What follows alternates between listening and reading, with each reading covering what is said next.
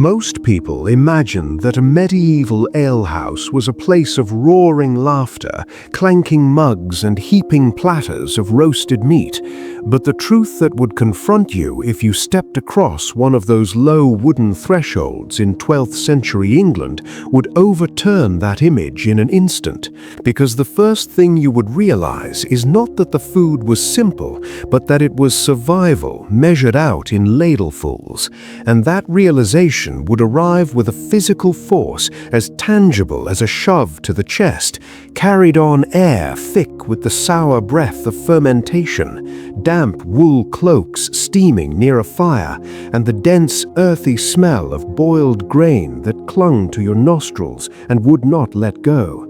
This was not a place people came for pleasure. It was where they came because their bodies demanded fuel, and the body's demands in that era were relentless, unromantic, and impossible to ignore.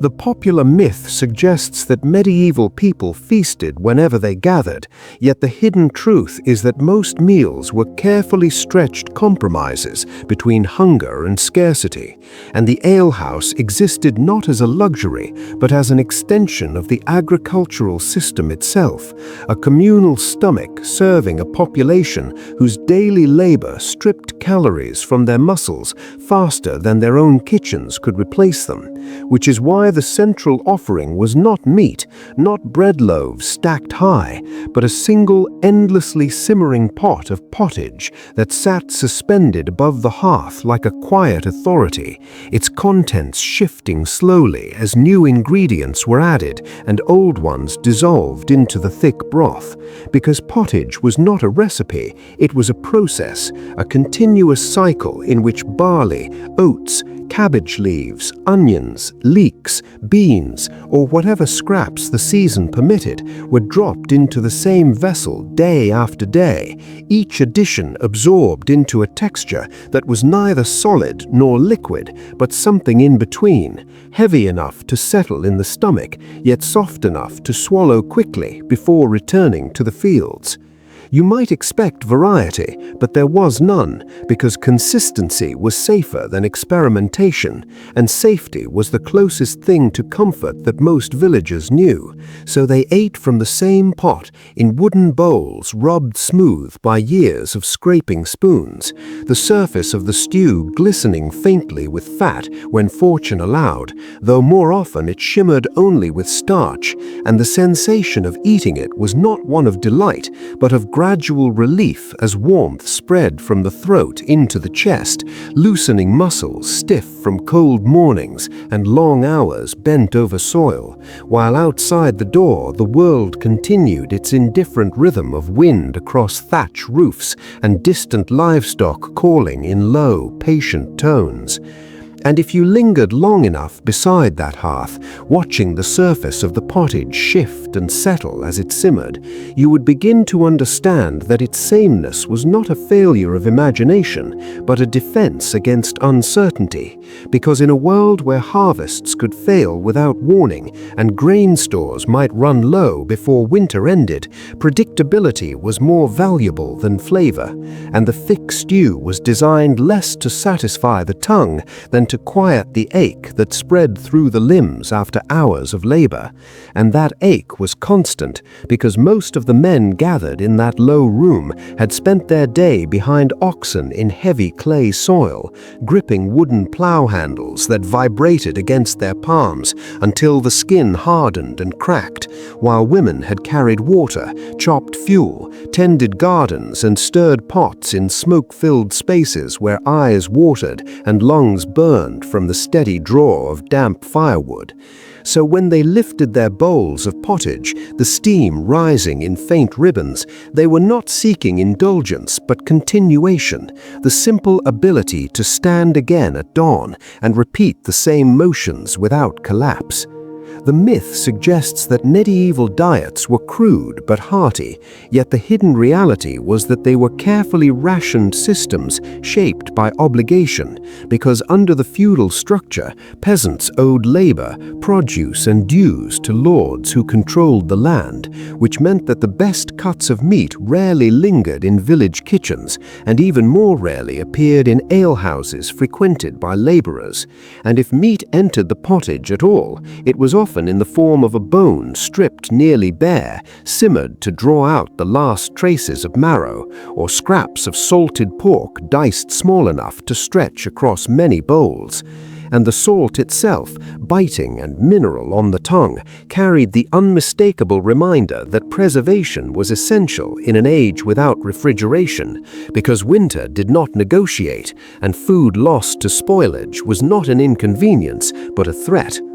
You might imagine that bread dominated the table, and in some households it did, but even bread in the 12th century was heavier and coarser than modern loaves, ground from grains milled on stones that left fine grit in the flour, so that chewing it could wear at the teeth over years. And in poorer seasons, even that bread was scarce, replaced by additional ladles of pottage thinned with water or ale to stretch the volume, because ale, that cloudy, mildly alcoholic drink consumed from sunrise to dusk, functioned as both hydration and nutrition, its thickness settling in the stomach like softened grain, and children drank it as readily as adults, not from indulgence but necessity, since untreated water could carry sickness invisible and swift, and boiling during brewing offered a measure of safety the village wells could not guarantee.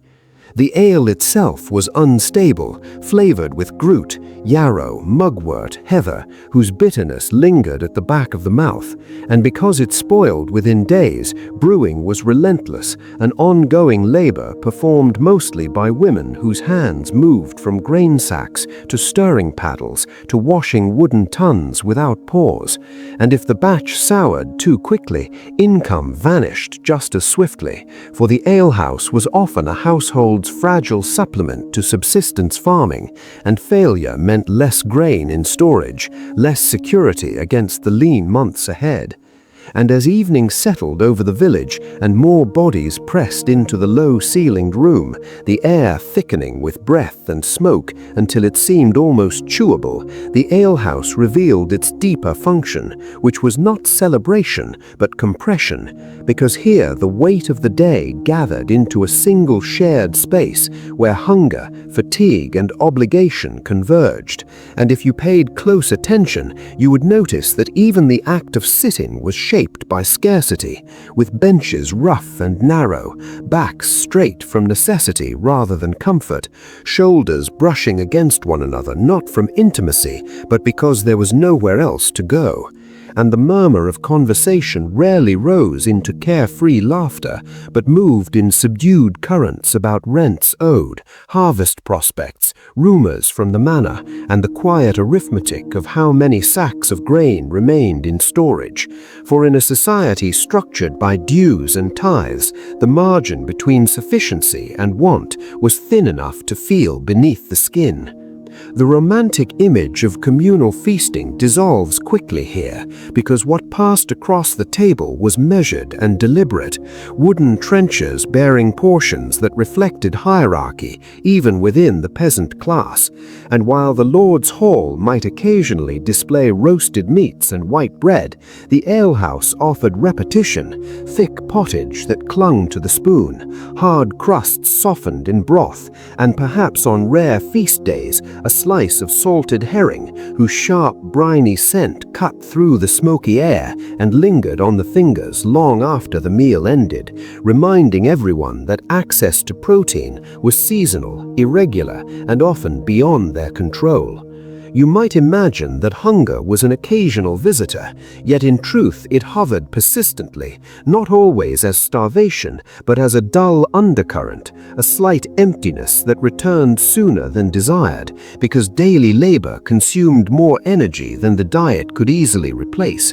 And this imbalance shaped posture and pace, teaching bodies to conserve motion, to avoid unnecessary exertion, to accept a level of fatigue as ordinary rather than alarming, and that quiet adjustment was a form of endurance rarely acknowledged in tales of the Middle Ages.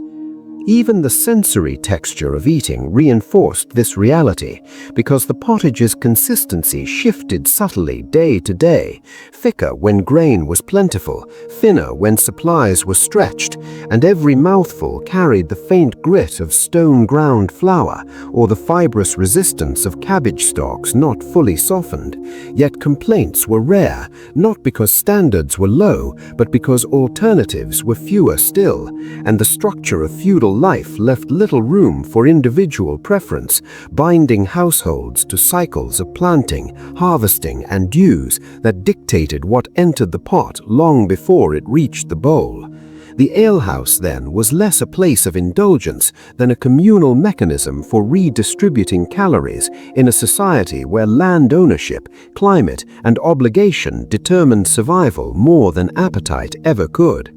And as night deepened and candles burned low, the final cups of ale passed from hand to hand, not in triumph, but in quiet resignation, for dawn would arrive regardless of comfort, and with the same tools, the same pot returning to its slow simmer above the hearth, steady and unadorned, a reminder that medieval sustenance was not about abundance, but about persistence, and that what appears from a distance as rustic charm was, up close, a disciplined negotiation with scarcity carried out day after day by people who measured strength not in spectacle, but in their ability to rise again and eat the same meal without complaint. And so, when we imagine the medieval alehouse today, it is easy to picture laughter, roaring fires, and overflowing tables. Yet the quieter truth that emerges from the historical record is far more revealing, because those dim rooms filled with steam, grain, and tired bodies were not places of indulgence, but places where survival was quietly maintained, one bowl at a time. And the men and women who gathered there were not chasing pleasure, but rebuilding the strength that had been spent in fields, workshops, and kitchens long before sunset, accepting the same thick pottage and cloudy ale, not because they lacked imagination, but because in a world shaped by land, labor, and obligation, endurance mattered far more than variety. And when the benches finally emptied and the last embers of the hearth faded into darkness, the alehouse left behind no grand feast to remember, only the quiet certainty that tomorrow the same pot would be lifted back over the fire, the same grain stirred into the same broth, and life in medieval England would continue exactly as it had the day before, sustained not by abundance, but by the steady, unremarkable persistence of ordinary people.